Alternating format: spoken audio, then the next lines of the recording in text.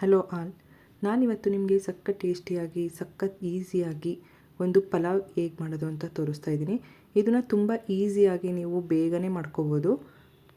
First masala ready ಮಾಡ್ಕೊಳ್ಳೋದಕ್ಕೆ ಒಂದು mixie ಜಾರ್ಗೆ ಬೆಳ್ಳುಳ್ಳಿ, ಶುಂಠಿ ಮತ್ತು ಖಾರಕ್ಕೆ ಎಷ್ಟು ಬೇಕೋ ಅಷ್ಟು ಹಸಿರು ಮೆಣಸಿನ್ಕಾಯಿ ಮತ್ತು ಸ್ವಲ್ಪ ಸ್ಪೈಸಸ್ ಹಾಕ್ಕೋಬೇಕು. ಚಕ್ಕೆ, ಲವಂಗ, ಮೆಣಸು ಮತ್ತು ಅನಾನಸ್ ಹೂವು ಮತ್ತು ಒಂದು ಮರಾಠಿ ಮೊಗ್ಗು ಹಾಕ್ಕೊಂಡಿದ್ದೀನಿ. ಇವಾಗ ಇದಕ್ಕೆ ಒಂದು ಹಿಡಿಯಷ್ಟು ಪುದೀನ ಮತ್ತು ಒಂದು ಹಿಡಿಯಷ್ಟು ಸಾಂಬಾರು ಸೊಪ್ಪು ಹಾಕ್ಕೊಂಡು ಇದಕ್ಕೆ ಸ್ವಲ್ಪ ನೀರು ಹಾಕ್ಕೊಂಡು ಇದನ್ನು ನುಣ್ಣಗೆ ಪೇಸ್ಟ್ ಮಾಡ್ಕೋಬೇಕು. ನೋಡಿ, ಈ ರೀತಿ ರುಬ್ಕೊಂಡಾದಮೇಲೆ ಇದನ್ನು ಪಕ್ಕಕ್ಕೆ ಇಟ್ಕೊಂಡು ಇಲ್ಲಿ ಒಂದು ಪಾತ್ರೆಗೆ 3 ಸ್ಪೂನಷ್ಟು ಎಣ್ಣೆ ಹಾಕ್ಕೊಂಡಿದ್ದೀನಿ ಮತ್ತು 1 ಸ್ಪೂನು ತುಪ್ಪ ಹಾಕ್ಕೊಂಡಿದ್ದೀನಿ. ನಿಮಗೆ ಎಣ್ಣೆ ಜಾಸ್ತಿ ಬೇಡ, ತುಪ್ಪ ಬೇಕು ಅಂದರೂ ಕೂಡ ಹಾಕ್ಕೋಬೋದು, ಇಲ್ಲ ತುಪ್ಪ ಬೇಡ ಅಂದರೆ ಸ್ಕಿಪ್ ಮಾಡ್ಬೋದು. ಇವಾಗ ಇಲ್ಲಿ ಒಂದು ಚಕ್ಕೆ, ಲವಂಗ, ಮೆಣಸು, ಅನಾನಸ್ ಹೂವು ಮತ್ತು ಒಂದು ಪಲಾವ್ ಎಲೆ ಹಾಕ್ಕೊಂಡು ಇದನ್ನು ಸ್ವಲ್ಪ ಫ್ರೈ ಮಾಡ್ಕೋಬೇಕು. ಸ್ವಲ್ಪ ಫ್ರೈ ಆದಮೇಲೆ ಇದಕ್ಕೆ 2 ಕಟ್ ಮಾಡಿರೋ ಈರುಳ್ಳಿ ಹಾಕ್ಕೊಂಡು ಇದನ್ನು ಕೂಡ ಮೀಡಿಯಮ್ ಫ್ಲೇಮಲ್ಲಿ ಇಟ್ಕೊಂಡು ನೀಟಾಗಿ ಫ್ರೈ ಮಾಡ್ಕೋಬೇಕಾಗತ್ತೆ. ಜಾಸ್ತಿ ಗೋಲ್ಡನ್ ಬ್ರೌನ್ ಕಲರ್ ಎಲ್ಲ ಬರೋವರೆಗೂ ಬೇಯಿಸ್ಕೋಬಾರ್ದು. ಸ್ವಲ್ಪ ಕಲರ್ ಚೇಂಜ್ ಆದರೆ ಸಾಕಾಗುತ್ತೆ. ನೋಡಿ, ಈ ಥರ ಕಲರ್ ಚೇಂಜ್ ಆಗಬೇಕು.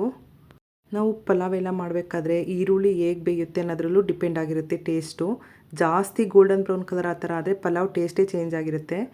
ಈ ರೀತಿ ಬೇಯಿಸ್ಕೊಂಡಾದಮೇಲೆ ಇದಕ್ಕೆ ರುಬ್ಬಿರೋ ಮಸಾಲ ಹಾಕ್ಕೊಂಡು ಇದಕ್ಕೇ ಸ್ವಲ್ಪ ಮಸಾಲದು ನೀರು ಕೂಡ ಸೇರಿಸ್ಕೋಬೇಕು. ಇವಾಗ ಇದನ್ನು ನೀಟಾಗಿ ಮಿಕ್ಸ್ ಮಾಡಿಕೊಂಡು ಸ್ವಲ್ಪ ಹಸಿ ವಾಸನೆ ಎಲ್ಲ ಹೋಗೋವರೆಗೂ ಎಣ್ಣೆ ಬಿಡಬೇಕು, ಅಷ್ಟು ಬೇಯಿಸ್ಕೋಬೇಕಾಗತ್ತೆ. ನಾವು ಈ ಥರ ಮಸಾಲ ಹಾಕ್ಕೊಂಡು ಎಣ್ಣೆ ಬಿಡೋ ಥರ ಈ ಥರ ಎಲ್ಲ ಬೇಯಿಸ್ಕೊಳ್ಳಿಲ್ಲ, ನಾವು ಸಡನ್ನಾಗಿ ನೀರು ಹಾಕಿದ್ವಿ ಅಂದರೆ ಪಲಾವ್ದು ಟೇಸ್ಟ್ ಚೆನ್ನಾಗಿ ಬರಲ್ಲ. ಅದರಿಂದ ಹಸಿ ವಾಸನೆ ಹೋಗಿ ಈ ಥರ ಎಣ್ಣೆ ಬಿಡಬೇಕು. ಅಷ್ಟು ಬೇಯಿಸ್ಕೊಂಡ್ರೆ ಪಲಾವ್ ಅಂತೂ ತುಂಬಾ ಟೇಸ್ಟಿಯಾಗಿರುತ್ತೆ. ನೋಡಿ, ಈ ಥರ ಎಣ್ಣೆ ಬಿಟ್ಟ ಮೇಲೆ ಇದಕ್ಕಿವಾಗ 1 ಕಪ್ಪಷ್ಟು ಟೊಮೊಟೊ ಹಾಕ್ಕೊಂಡಿದ್ದೀನಿ. ಅಂದರೆ ನಾನು ಒಂದು ದೊಡ್ಡದು ಟೊಮೊಟೊ ಹಾಕ್ಕೊಂಡಿದ್ದೀನಿ ಮತ್ತು 1 ಕಪ್ಪಷ್ಟು ಕ್ಯಾರೆಟ್ ಮತ್ತು ಬೀನ್ಸ್ ಹಾಕ್ಕೊಂಡಿದ್ದೀನಿ. 1 ಕಪ್ಪಷ್ಟು ಬಟಾಣಿ ಹಾಕ್ಕೊಂಡಿದ್ದೀನಿ. ನೀವು ಬೇಕಂದರೆ ಹಸಿ ಬಟಾಣಿ ಕೂಡ ಹಾಕ್ಬೋದು. ನಾನು ಒಣಗಿರೋ ಬಟಾಣಿನೇ ನೆನೆಸಿ ಹಾಕ್ಕೊಂಡಿದ್ದೀನಿ ಮತ್ತು 1 ಆಲೂಗೆಡ್ಡೆ ಹಾಕ್ಕೊಂಡಿದ್ದೀನಿ. ಇವಾಗ ಇದನ್ನು ಚೆನ್ನಾಗಿ ಮಿಕ್ಸ್ ಮಾಡ್ಕೋಬೇಕು. ಪಲಾವ್ಗೆ ನೀರು ಹಾಕೋಕ್ಕಿಂತ ಮುಂಚೆ ವೆಜಿಟೇಬಲ್ಸ್ನೂ ಕೂಡ ಈ ಥರ ಮಸಾಲದಲ್ಲಿ ಒಂದು 5 ನಿಮಿಷ ಬೇಯಿಸ್ಕೊಂಡ್ರೆ ಟೇಸ್ಟ್ ತುಂಬಾ ಚೆನ್ನಾಗಿರುತ್ತೆ. ನೀವು ಕುಕ್ಕರಲ್ಲಿ ಮಾಡಬೇಕು ಅನ್ನೋದಾದರೂ ಕೂಡ ಇದೇ ರೀತಿ ಮಾಡ್ಕೋಬೋದು. ಕುಕ್ಕರಲ್ಲೂ ಕೂಡ ಚೆನ್ನಾಗಿರುತ್ತೆ, ಆದರೆ ಈ ಥರ ಮಾಡಿದ್ರೆ ಟೇಸ್ಟ್ ಇನ್ನೂ ಸ್ವಲ್ಪ ಜಾಸ್ತಿ ಚೆನ್ನಾಗಿರುತ್ತೆ. ಇದಕ್ಕಿವಾಗ 1 ಸ್ಪೂನು ಗರಂ ಮಸಾಲ ಹಾಕ್ಕೊಂಡಿದ್ದೀನಿ. ಗರಂ ಮಸಾಲ ಕೂಡ ಮನೆಯಲ್ಲೇ ಮಾಡಿರೋದು. ನೀವು ಲಿಂಕ್ ಬೇಕಂದರೆ ಡಿಸ್ಕ್ರಿಪ್ಷನಲ್ಲಿ ಹಾಕಿರ್ತೀನಿ, ನೋಡಿ ಮಾಡ್ಕೊಳ್ಳಿ. ತುಂಬಾ ಟೇಸ್ಟಿಯಾಗಿರುತ್ತೆ ಈ ಗರಂ ಮಸಾಲ ಕೂಡ. ಇವಾಗ ಇದಕ್ಕೆ ಉಪ್ಪು ಮತ್ತು ಅರಿಶಿನ ಹಾಕ್ಕೊಂಡಿದ್ದೀನಿ. ಉಪ್ಪನ್ನ ಸ್ವಲ್ಪ ತರಕಾರಿ ಎಷ್ಟು ಬೇಯಬೇಕೋ ಅಷ್ಟಕ್ಕೆ ಮಾತ್ರ ಉಪ್ಪು ಹಾಕ್ಕೊಂಡಿದ್ದೀನಿ. ಮತ್ತೆ ಒಂದು ಸಲ ಉಪ್ಪು ಹಾಕ್ಕೋತೀನಂತೆ. ಸ್ವಲ್ಪ ಹಾಕ್ಕೊಂಡು ತರಕಾರಿ ಬೇಯಿಸ್ಕೋಬೇಕಾಗತ್ತೆ. ಈ ಥರ ನೀಟಾಗಿ ಒಂದು ಸಲ ಮಿಕ್ಸ್ ಮಾಡಿಕೊಂಡು ಇದನ್ನು ಕ್ಲೋಸ್ ಮಾಡಿ ಲೋ ಫ್ಲೇಮಲ್ಲಿ ಇಟ್ಕೊಂಡು ಒಂದು 5 ನಿಮಿಷ ಇದನ್ನು ಬೇಯಿಸ್ಕೋಬೇಕು. ಮಸಾಲದಲ್ಲಿ ತರಕಾರಿ ಬೆಂದರೆ ತುಂಬ ಚೆನ್ನಾಗಿ ಟೇಸ್ಟ್ ಇರುತ್ತೆ ಮತ್ತು ತರಕಾರಿ ಕೂಡ ಬೇಗ ಬೇಯುತ್ತೆ. ಅದಕ್ಕೋಸ್ಕರ ಸ್ವಲ್ಪ ಹೊತ್ತು ಬೇಯಿಸ್ಕೊಂಡ್ರೆ ಸಾಕು. ಮಸಾಲ ಜೊತೆ ತರಕಾರಿ ಕೂಡ ಈ ಥರ ಎಣ್ಣೆ ಬಿಡಬೇಕು. ಈ ರೀತಿ ಬೇಯಿಸ್ಕೊಂಡ್ರೆ ಪಲಾವ್ದು ಟೇಸ್ಟ್ ಬೇರೆ ಲೆವೆಲ್ಲೇ ಇರುತ್ತೆ. ನೀವು ಒಂದು ಸಲ ಇದೇ ರೀತಿ ಟ್ರೈ ಮಾಡಿ ನೋಡಿ, ಎಷ್ಟು ಚೆನ್ನಾಗಿರುತ್ತೆ ಅಂದರೆ ತುಂಬಾ ಟೇಸ್ಟಿಯಾಗಿರುತ್ತೆ. ಇವಾಗ ಇದಕ್ಕೆ ನಾನು ನೀರು ಹಾಕ್ಕೋತಿದ್ದೀನಿ. ನೀವು ಅಕ್ಕಿ ಎಷ್ಟು ತೊಗೋತೀರಾ ಅದರ 1.5 ಪಟ್ಟಷ್ಟು ನೀರು ಹಾಕ್ಕೋಬೇಕು. 1 ಗ್ಲಾಸ್ ಅಕ್ಕಿ ತೊಗೊಂಡ್ರೆ 1.25 ಗ್ಲಾಸಷ್ಟು ನೀರು ಹಾಕ್ಕೊಳ್ಳಿ. ನೀವು ಯಾವ ಅಕ್ಕಿ ಯೂಸ್ ಮಾಡ್ತೀರಾ ಅದ್ರ ಮೇಲೆ ನೀವು ಎಷ್ಟು ಹಾಕ್ತೀರಾ ಅಷ್ಟು ನೀರು ಹಾಕ್ಕೋಬೋದು.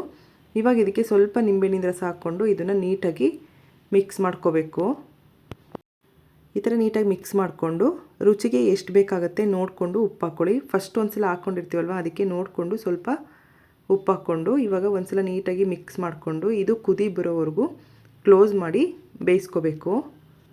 ಈ ರೀತಿ ಕುದಿಬೇಕು. ಈ ಥರ ಕುದಿ ಬಂದ ಮೇಲೆ ನಾವು ಅಕ್ಕಿ ಹಾಕ್ಕೋಬೇಕಾಗತ್ತೆ.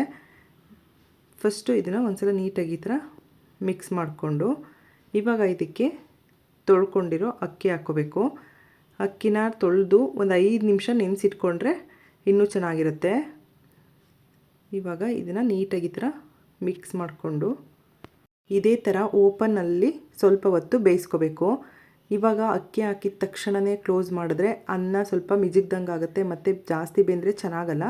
ಅದಕ್ಕೋಸ್ಕರ ಇದು ಸ್ವಲ್ಪ ಬೆಂದ ಮೇಲೆ ಮುಚ್ಚಿದ್ರೆ ತುಂಬಾ ಚೆನ್ನಾಗಿ ಬರುತ್ತೆ. ನೋಡಿ, ಇಷ್ಟು ಬೇಯಬೇಕು. ತುಂಬ ಜಾಸ್ತಿನೂ ಬೇಯಿಸ್ಕೋಬಾರ್ದು.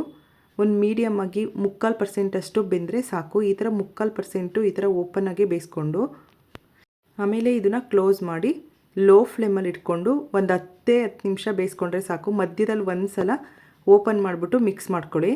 ನೋಡಿ ಇವಾಗ ಆಗಿದೆ. 10 ನಿಮಿಷ ಈ ಥರ ಸ್ಟೀಮ್ ಮಾಡಿಕೊಂಡ್ರೆ ಸಾಕಾಗುತ್ತೆ. ನೋಡಿ ಎಷ್ಟು ಉದ್ದುದ್ರಾಗಿ ತುಂಬಾ ಚೆನ್ನಾಗಿ ಬರುತ್ತೆ ಪಲಾವು. ನಾವು ಕುಕ್ಕರಲ್ಲೆಲ್ಲ ಸಡನ್ನಾಗಿ ಬೇಗ ಆಗಬೇಕು ಅಂತ ಮಾಡ್ತೀವಿ, ಆದರೆ ಅದ್ರಿಗಿಂತ ಟೇಸ್ಟ್ ಈ ಥರ ಮಾಡಿ ನೋಡಿ ತುಂಬಾ ಚೆನ್ನಾಗಿರುತ್ತೆ.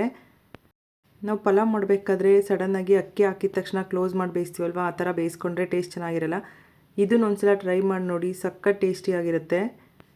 ಮಕ್ಕಳು ಲಂಚ್ ಬಾಕ್ಸಿಗೆ, ಆಫೀಸಿಗೆಲ್ಲ ತುಂಬಾ ಚೆನ್ನಾಗಿರುತ್ತೆ. ಮತ್ತು ಯಾರೆಲ್ಲ ಮಕ್ಕಳು ವೆಜಿಟೇಬಲ್ಸ್ ತಿನ್ನಲ್ಲ ಅವರು ಕೂಡ ಈ ಥರ ಮಾಡಿ ಕೊಟ್ಟರೆ ತುಂಬಾ ಇಷ್ಟಪಟ್ಟು ತಿಂತಾರೆ, ಅಷ್ಟು ಚೆನ್ನಾಗಿರುತ್ತೆ. ನೀವು ಇದೇ ಥರ ಒಂದ್ಸಲ ಟ್ರೈ ಮಾಡಿ ನೋಡಿ ಹೇಗಿತ್ತು ಅಂತ ಕಮೆಂಟ್ ಮಾಡಿ.